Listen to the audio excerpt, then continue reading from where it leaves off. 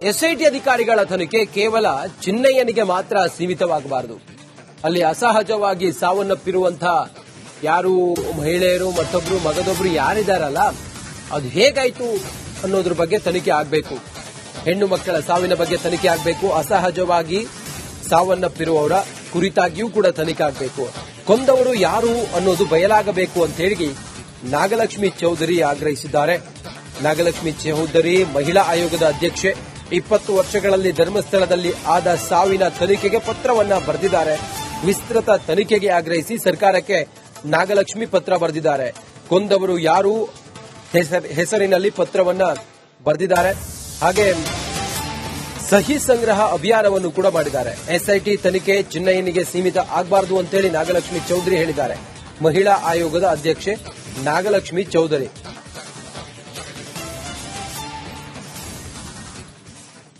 SIT ತನಿಖೆ ದಾರಿ ತಪ್ತಾ ಇದೆ ಅಂತ ನಮಗೆ ಅನ್ನಿಸಿದಾಗ ಸರ್ಕಾರಕ್ಕೆ ನಾನು ಮತ್ತೆ ಒಂದು ಪತ್ರವನ್ನ ಬರೀತೀನಿ. ನಾವು ಬುರ್ಡೆ ಚಿನ್ನಯ್ಯನಗೋಸ್ಕರ ನಾನು ಮಹಿಳಾ ಆಯೋಗದ ಅಧ್ಯಕ್ಷೆಯಾಗಿ ತನಿಖೆಗೆ ಬಂದಿದ್ದಲ್ಲ. ನಾವು ಬಂದಿದ್ದು 20 ವರ್ಷಗಳ ಕಾಲ ಅಲ್ಲಿ ಹೆಣ್ಣು ಮಕ್ಕಳು ಕಾಣೆಯಾದ್ರಲ್ಲ, ಅಸಹಜ ಸಾವುಗಳಾಯ್ತಲ್ಲ, ಅತ್ಯಾಚಾರಗಳಾಯ್ತಲ್ಲ, ಅದನ್ನ ಮಾಡಿದವ್ರು ಯಾರು ತನಿಖೆ ಮಾಡಿ ಅಂತ ನಾವು ಎಸ್ಐಟಿ ಅನ್ನೋದನ್ನ ಬುರ್ಡೆ ಚಿನ್ನಯ್ಯನ ಕೂಡ ಅವಶ್ಯಕತೆ ಇರಲಿಲ್ಲ. ಅಷ್ಟೊಂದು ನೂರಾರು ಹೆಣ್ಣು ಮಕ್ಕಳು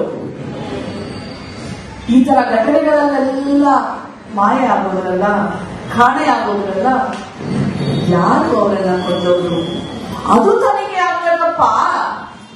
ಬುರ್ಡೆ ಚಿನ್ನಯ್ಯನಲ್ಲ, ಅವನು ಒಬ್ಬ ಸಾಕ್ಷ್ಯ ಅಷ್ಟೇ ಅಲ್ಲಿ ಬಂದಿದ್ದು. ಅವ ಸತ್ಯಾಸತ್ಯ ತನಿಖೆಗೆ ಬಿಟ್ಟಿದ್ದು. ಆದ್ರೆ ತನಿಖೆ ಆಗಬೇಕಾಗಿರೋದು ಅಲ್ಲಿ ಹೆಣ್ಣು ಮಕ್ಕಳು ಮಹಿಳೆಯರು ಎಲ್ಲೋದ್ರು ಅದ್ರ ಬಗ್ಗೆ ತನಿಖೆ ಮಾಡಿ ಅಂತ. ಎಸ್ಐಟಿ ಅಧಿಕಾರಿಗಳ ತನಿಖೆ ಕೇವಲ ಚಿನ್ನಯ್ಯನಿಗೆ ಮಾತ್ರ ಸೀಮಿತವಾಗಬಾರದು. ಅಲ್ಲಿ ಅಸಹಜವಾಗಿ ಸಾವನ್ನಪ್ಪಿರುವಂತಹ ಯಾರು ಮಹಿಳೆಯರು ಮತ್ತೊಬ್ರು ಮಗದೊಬ್ರು ಯಾರಿದಾರಲ್ಲ ಅದು ಹೇಗಾಯ್ತು ಅನ್ನೋದ್ರ ಬಗ್ಗೆ ತನಿಖೆ ಆಗಬೇಕು.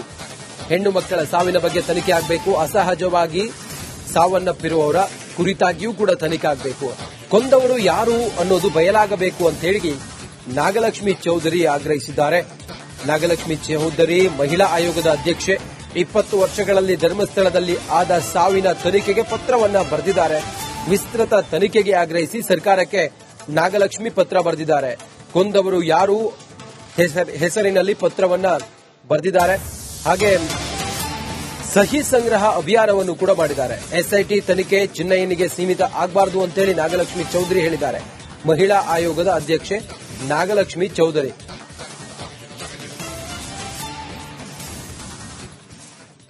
ಎಸ್ಐಟಿ ತನಿಖೆ ದಾರಿ ತಪ್ತಾ ಇದೆ ಅಂತ ನಮಗೆ ಅನ್ನಿಸಿದಾಗ ಸರ್ಕಾರಕ್ಕೆ ನಾನು ಮತ್ತೆ ಒಂದು ಪತ್ರವನ್ನ ಬರೀತೀನಿ. ನಾವು ಬುರ್ಡೆ ಚಿನ್ನಯ್ಯನಗೋಸ್ಕರ ನಾನು ಮಹಿಳಾ ಆಯೋಗದ ಅಧ್ಯಕ್ಷೆಯಾಗಿ ತನಿಖೆಗೆ ಬಂದಿದ್ದಲ್ಲ.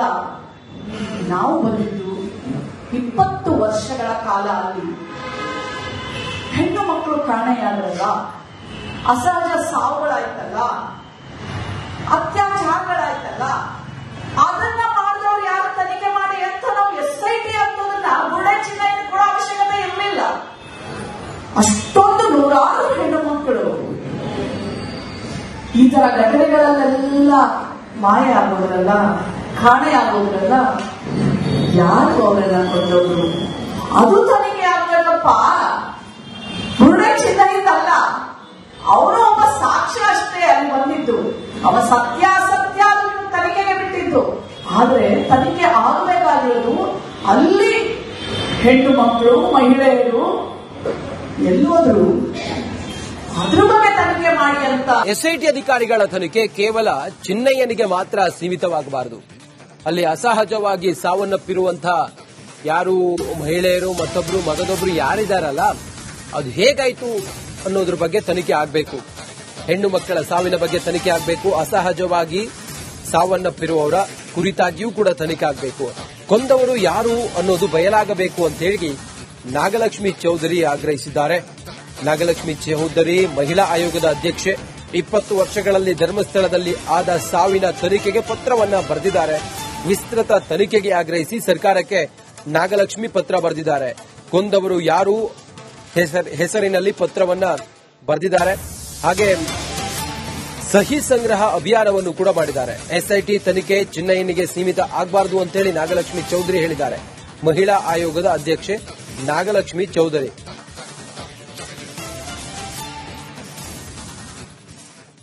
ಎಸ್ಐಟಿ ತನಿಖೆ ದಾರಿ ತಪ್ತಾ ಇದೆ ಅಂತ ನಮಗೆ ಅನ್ನಿಸಿದಾಗ ಸರ್ಕಾರಕ್ಕೆ ನಾನು ಮತ್ತೆ ಒಂದು ಪತ್ರವನ್ನ ಬರೀತೀನಿ.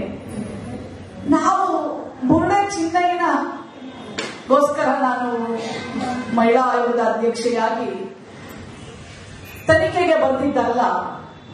ನಾವು ಬಂದಿದ್ದು 20 ವರ್ಷಗಳ ಕಾಲ ಅಲ್ಲಿ ಹೆಣ್ಣು ಮಕ್ಕಳು ಕಾಣೆಯಾಗಲ್ಲ, ಅಸಹಜ ಸಾವುಗಳಾಯ್ತಲ್ಲ, ಅತ್ಯಾಚಾರಗಳಾಯ್ತಲ್ಲ, ಅದನ್ನ ಮಾಡಿದವ್ರು ಯಾರು ತನಿಖೆ ಮಾಡಿ ಅಂತ ನಾವು ಎಸ್ಐಟಿ ಅನ್ನೋದನ್ನ ಬುರ್ಡೆ ಚಿನ್ನಯ್ಯನ ಕೂಡ ಅವಶ್ಯಕತೆ ಇರಲಿಲ್ಲ.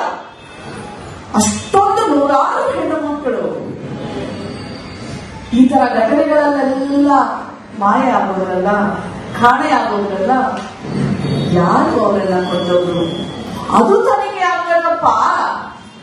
ಬುರ್ಡೆ ಚಿನ್ನಯ್ಯನಲ್ಲ, ಅವನು ಒಬ್ಬ ಸಾಕ್ಷ್ಯ ಅಷ್ಟೇ ಅಲ್ಲಿ ಬಂದಿದ್ದು. ಅವ ಸತ್ಯಾಸತ್ಯ ತನಿಖೆಗೆ ಬಿಟ್ಟಿದ್ದು.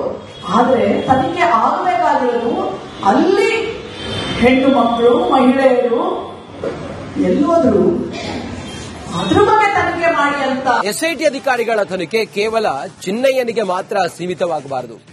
ಅಲ್ಲಿ ಅಸಹಜವಾಗಿ ಸಾವನ್ನಪ್ಪಿರುವಂತಹ ಯಾರು ಮಹಿಳೆಯರು ಮತ್ತೊಬ್ರು ಮಗದೊಬ್ರು ಯಾರಿದಾರಲ್ಲ, ಅದು ಹೇಗಾಯ್ತು ಅನ್ನೋದ್ರ ಬಗ್ಗೆ ತನಿಖೆ ಆಗಬೇಕು.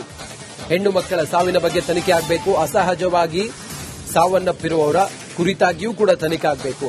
ಕೊಂದವರು ಯಾರು ಅನ್ನೋದು ಬಯಲಾಗಬೇಕು ಅಂತ ಹೇಳಿ ನಾಗಲಕ್ಷ್ಮಿ ಚೌಧರಿ ಆಗ್ರಹಿಸಿದ್ದಾರೆ. ನಾಗಲಕ್ಷ್ಮಿ ಚೌಧರಿ ಮಹಿಳಾ ಆಯೋಗದ ಅಧ್ಯಕ್ಷೆ.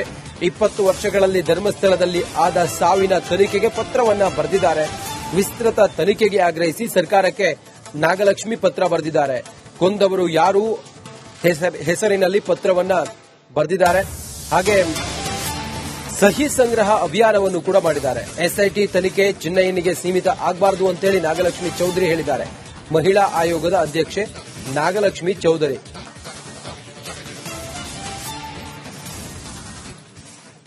ಎಸ್ಐಟಿ ತನಿಖೆ ದಾರಿ ತಪ್ತಾ ಇದೆ ಅಂತ ನಮಗೆ ಅನ್ನಿಸಿದಾಗ ಸರ್ಕಾರಕ್ಕೆ ನಾನು ಮತ್ತೆ ಒಂದು ಪತ್ರವನ್ನ ಬರೀತೀನಿ. ನಾವು ಬುರ್ಡೆ ಚಿನ್ನಯ್ಯನಗೋಸ್ಕರ ನಾನು ಮಹಿಳಾ ಆಯೋಗದ ಅಧ್ಯಕ್ಷೆಯಾಗಿ ತನಿಖೆಗೆ ಬಂದಿದ್ದಲ್ಲ.